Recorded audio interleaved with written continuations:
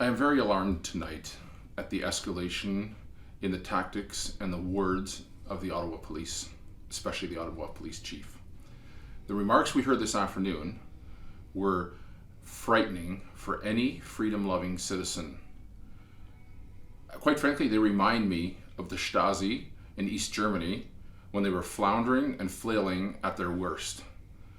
To tell your officers that you will investigate and prosecute them for providing water and food to lawful, legal demonstrators is absolutely appalling and should be condemned by every citizen of this country. In fact, this should galvanize our nation to stand against this tyranny. This is exactly why people have gathered here in Ottawa, because this has to stop. Our Prime Minister is leading this nation into a hateful, divisive, totalitarian society, and this has to stop now.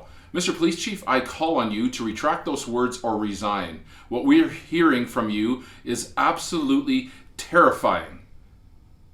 I cannot imagine that the day has come in Canada where the police chief says to his officers to stop aiding and abetting the basic necessities of life to people.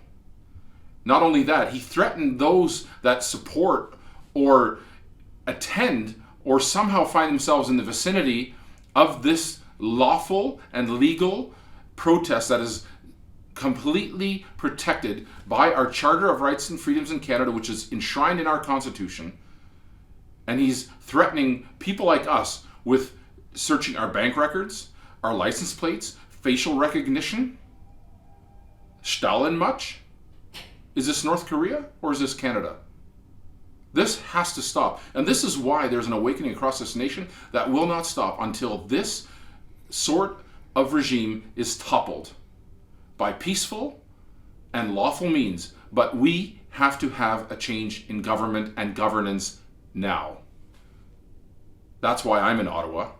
That's why thousands of us are here. That's why millions of Canadians support what is happening. Mainstream polling shows the shift in the narrative is swift and decisive, with well over half of Canadians already asking and in favor of all restrictions being lifted now, and that's what the demand is of the protesters here and across this country. So I would urge those in government and those in policing to find themselves on the right side of history. This is not a threat. This is simply the musings of a Canadian citizen that is very alarmed at the totalitarian, fascist thoughts of a police chief and government gone rogue.